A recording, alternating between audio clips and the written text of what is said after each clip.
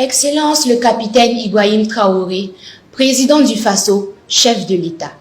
Nous, les enfants du Burkina Faso, sommes ici aujourd'hui à l'occasion de la Journée mondiale de l'enfance pour partager avec vous le point de notre rencontre à l'hémicycle. Cette année, nous avons vécu une expérience incroyable. Nous avons siégé à l'Assemblée législative de transition comme des députés, sous la présidence du président de l'ALD. Pendant cette session, nous avons posé des questions importantes au ministre sur les promesses que vous nous avez faites lors de notre rencontre de l'année passée.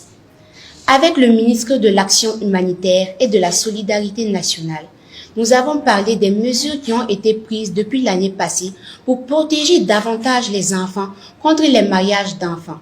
Des actions concrètes qui ont été réalisées cette année pour éloigner les enfants du site d'orpaillage et leur permettre de continuer leur éducation. Avec le ministre de la Santé, nous avons posé des questions sur votre engagement à renforcer la gratuité des soins pour les femmes et les enfants. Nous avons demandé les avancées faites cette année pour que cet engagement devienne une réalité pour toutes les familles. Nous avons aussi demandé où en était la construction de l'hôpital mère-enfant pour que les enfants et leurs mères puissent mieux se soigner. Avec le ministre de l'enseignement de base, de l'alphabétisation et de la promotion des langues nationales, représenté par son homologue, le ministre de l'enseignement secondaire et de la formation professionnelle et technique, nous avons discuté d'eux. Votre promesse de rendre l'école gratuite pour tous au Burkina Faso, nous avons demandé où en est cette promesse et quand tous les enfants pourront-ils aller à l'école sans payer. Et des actions qui ont été prises cette année pour que l'école soit mieux adaptée aux besoins des enfants handicapés et qu'ils puissent apprendre dans de bonnes conditions. Nous avons été très contents d'entendre les réponses des ministres. Nous étions très contents de savoir que le mariage a été ramené à 18 ans et que plusieurs activités sont menées pour empêcher le travail des enfants dans les sites d'orpaillage. Et il y a même un numéro vert pour dénoncer ceux qui font travailler les enfants. Nous avons appris aussi que le gouvernement met 30 milliards de francs CFA chaque année pour que les enfants de moins de 5 ans et les femmes enceintes se soignent gratuitement. Également les discussions qui ont commencé pour la construction de l'hôpital mère-enfant et le terrain est déjà acquis et en 2025, les travaux vont commencer. Enfin, pour que les enfants aillent à l'école gratuitement, chaque année, on construit beaucoup d'écoles et qu'on a offert à plusieurs enfants vivant avec un handicap du matériel adapté pour leur éducation. Ils nous ont dit que des actions sont déjà en cours et que d'autres seront bientôt mises en place. Excellence, Monsieur le Président du Faso, prenez nos préoccupations à cœur et travaillez pour améliorer nos vies. Nous avons aussi eu un moment spécial avec le président de l'ALD où nous avons présenté un film que nous avons réalisé pour le FESPACO 2025. Ce projet nous a permis de partager nos histoires, nos rêves et ce que nous voulons pour notre pays.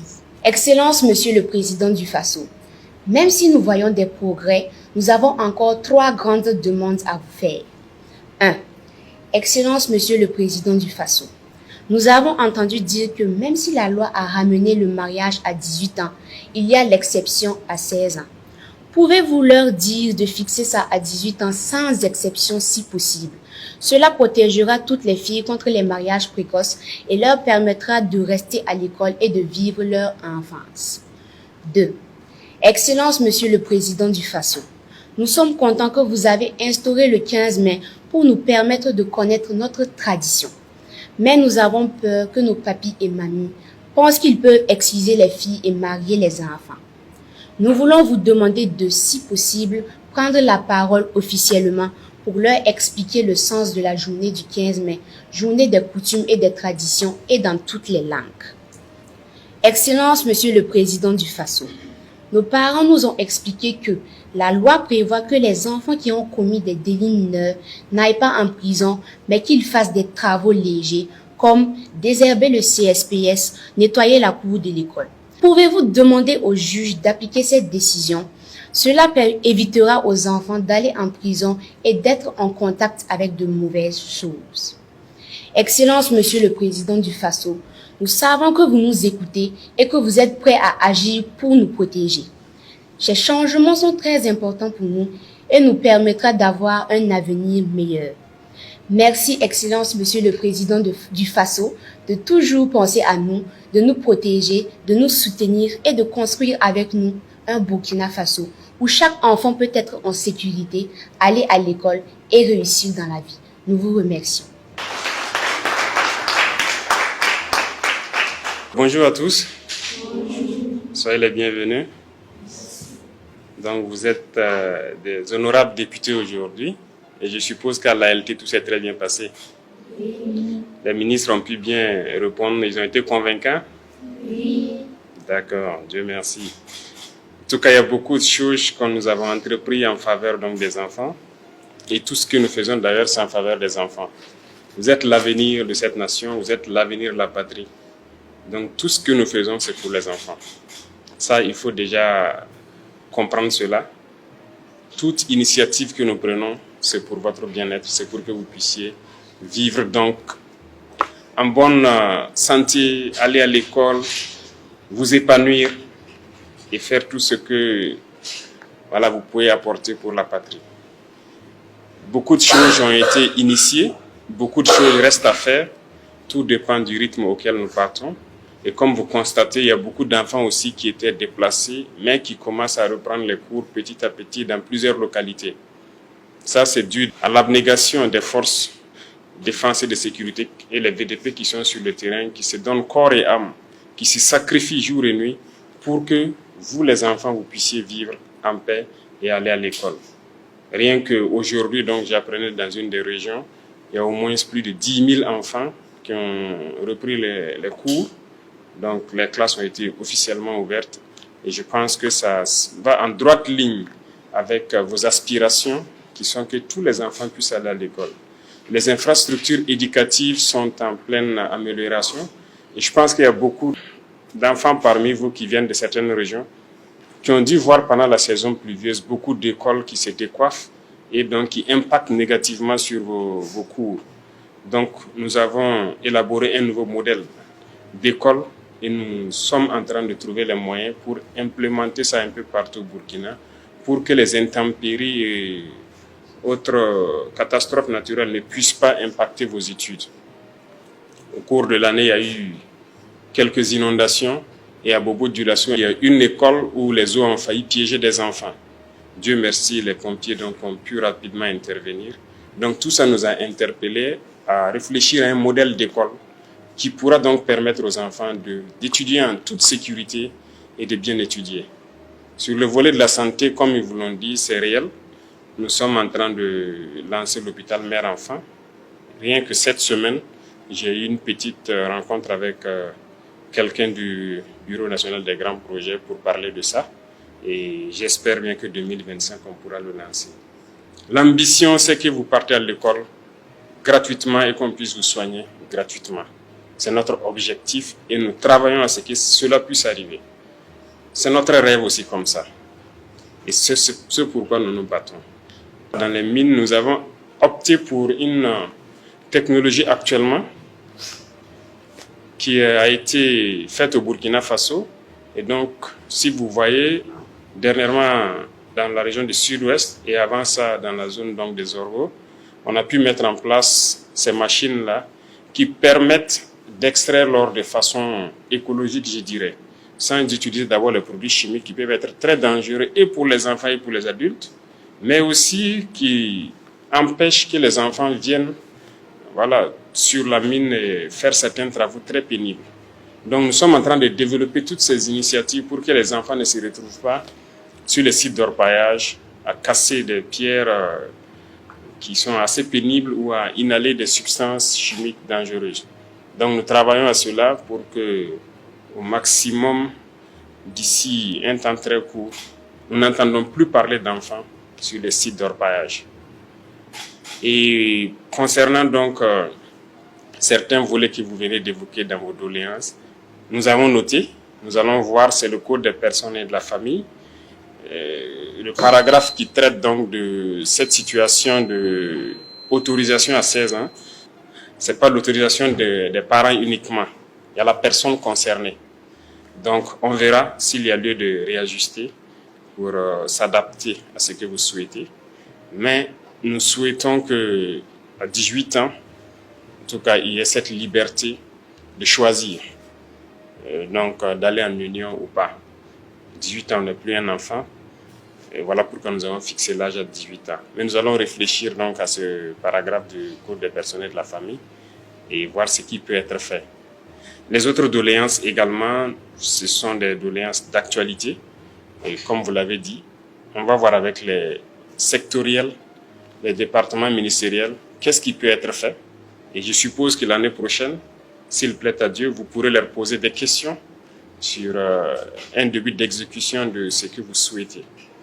Et les traditions, les coutumes, ce n'est pas uniquement ce que vous avez dit. On a remarqué que beaucoup de gens peuvent confondre les choses. Mais comprenez que on continue d'éduquer, de sensibiliser et d'expliquer aux gens pourquoi ces journées. Et je pense que nous avons fait ce jour-là un tour au musée pour voir certaines valeurs culturelles qui sont propres à nous. C'était un message aussi porté à l'ensemble des acteurs pour qu'ils comprennent que ce que nous recherchons, ce sont certaines valeurs très importantes dans nos cultures que nous avons laissées tomber, mais qui pourraient être utiles pour nous. C'est ce qui doit être exprimé. Je prends un exemple. Vous voyez, il y a dans certains villages des gens qui avaient de la connaissance, des forgerons, qui arrivaient à prendre la terre et à extraire le fer. Mais aujourd'hui, est-ce qu'il y a des enfants qu'on initie à ça? Est-ce qu'il y a des jeunes qui savent le faire? Je ne pense pas. Mais pourtant, on achète le fer à l'extérieur. Vous comprenez? Mais pourtant, dans nos cultures, il y avait ça. Mais nous avons perdu. Dans nos cultures, quand j'ai été au musée, j'ai vu qu'il y avait des types de constructions que nous avions qui devraient nous permettre aujourd'hui, dans le contexte de guerre, de faire face facilement à l'ennemi. Mais nous avons perdu beaucoup de choses. Bref, il y a tellement de choses positives dans notre culture, c'est ce que nous voulons que nous partons puiser. Mais tout est une question de communication. Nous allons continuer à communiquer et à sensibiliser sur les dérives qui peuvent provenir de la mauvaise compréhension du 15 mai et que ça ne parte pas dans le sens de l'excision ou tout autre fait qui puisse être nuisible à qui que ce soit. OK? Donc, nous pouvons vous assurer que nous travaillons en toute âme et conscience pour que vous soyez de très bons citoyens de demain. Ce pays vous appartient, c'est à vous de le prendre. Nous allons vous inculquer un certain nombre de valeurs et de transmettre ces valeurs à vos enfants. Demain, vous aurez des enfants, vous serez à notre place et vous allez aussi donner tout pour que vos enfants soient dans de meilleures conditions que vous. Quand je vous écoute aujourd'hui, vous êtes meilleurs que nous. On veut que vos enfants puissent être meilleurs que vous. Donc, on est obligé de vous inculquer un certain nombre de valeurs. Et aujourd'hui, à l'école, on a introduit un certain nombre de matières. L'éducation civique, que j'ai instruit le ministère de mettre, c'est pour vous former au patriotisme. Voilà, pour que vous repreniez en main votre patrie. Et ça demande un certain nombre de valeurs que vous devez comprendre et mettre en œuvre tous les jours. Il y a l'agriculture, si on peut le dire, qui sera initiée, les petits jardins que vous allez reprendre à l'école pour commencer à faire de manière pratique certaines choses que vous imaginez. Et je sais qu'il y a beaucoup de gens qui aiment ces activités, qui le font peut-être par contrainte, mais si on vous initie, ça pourra permettre à d'autres de se lancer plus tard, quand ils seront grands, et de choisir leur filière d'ailleurs. Donc, même les métiers, un certain nombre de petits métiers seront introduits à l'école pour que ceux qui ont la passion pour la mécanique, l'électricité ou autre, puissent dès un certain âge commencer à toucher du doigt de manière pratique et pouvoir se spécialiser à un moment donné pour être très performant dans la filière qu'il aura choisie. Voilà un peu un certain nombre d'innovations que nous sommes en train d'introduire à l'école, mais nous restons toujours à l'écoute. Peut-être que vous pourrez vous-même réfléchir à quelque chose et faire des apports. Donc vous n'êtes pas que des enfants, ne vous dites pas que vous ne pouvez pas apporter quelque chose. Vous pouvez réfléchir, faire des propositions aussi à vos enseignants, à vos encadreurs. Ils vont nous faire remonter et ça va nous permettre d'améliorer beaucoup de choses. On se comprend? Donc rassurez-vous, nous faisons tout pour que vous soyez de très bons citoyens et que vous puissiez vivre dignement des ressources de votre pays et que vous ayez un avenir prometteur. C'est tout notre combat comme ça et nous allons continuer à lutter pour ça. Merci beaucoup d'être passé pour me dire bonjour. Moi, je suis très content de vous recevoir. Je suis toujours très content d'être parmi les enfants. Si je pouvais passer toutes mes journées avec vous, j'allais le faire. Mais vous devez aller bosser. Moi aussi, je dois aller bosser. Mais j'espère qu'on se retrouvera très bientôt. Mais on sera toujours fiers de vous recevoir, d'échanger avec vous. Merci beaucoup à tous. Bon courage et bonne année scolaire surtout. Et que chacun ait des résultats qu'il escompte en fin d'année. Merci beaucoup à tous. Merci. Nous sommes une délégation des enfants du Burkina Faso et nous avons eu l'honneur d'être reçus en audience par le capitaine Ibrahim Traoré, président du Faso, chef de l'État. Nous sommes venus dans le cadre de la Journée mondiale de l'enfance pour partager avec lui le point de notre rencontre qui est une session plénière à l'Assemblée législative de la transition. Pour l'édition 2024 de la Journée mondiale de l'enfance, plus de 200 enfants du Burkina Faso ont siégé à l'hémicycle. Au cours de ce séjour, nous avons joué le rôle de députés pour interpeller le gouvernement sur la mise en œuvre des engagements pris par le président du Faso, le capitaine Ibrahim Traoré, avec les enfants au cours de l'édition passée, le 20 novembre 2023. Avec les différents membres du gouvernement, nous avons échangé à l'hémicycle sur des questions comme la construction de l'hôpital mère-enfant ou encore la question de la gratuité de l'école pour tous au Burkina Faso, l'adaptation des infrastructures aux besoins des enfants handicapés. Nous avons été très contents d'entendre les réponses des ministres. Nous étions très contents de savoir par exemple que le mariage est ramené à 18 ans. Au cours de l'audience, Son Excellence le Président du Faso a rassuré que des actions sont déjà mises en place et que d'autres seront bientôt mises en place. Cela nous montre que, Excellence Monsieur le Président du Faso, prend nos préoccupations à cœur et travaille pour améliorer nos conditions de vie. Au cours de l'audience, nous avons aussi exposé à Son Excellence d'autres doléances liées aux droits des enfants. Nous avons exposé au président du Faso nos inquiétudes sur les risques de résurgence de certaines pratiques comme l'excision et le mariage précoce. Nous, enfants du Burkina Faso, nous réitérons nos remerciements à Son Excellence Monsieur le Président du Faso et à tout son gouvernement pour tout ce qu'ils font pour nous et pour améliorer nos conditions de vie et d'études. Nous prions Dieu qu'il accompagne les autorités dans la lutte pour que la paix revienne dans notre pays, le Burkina Faso.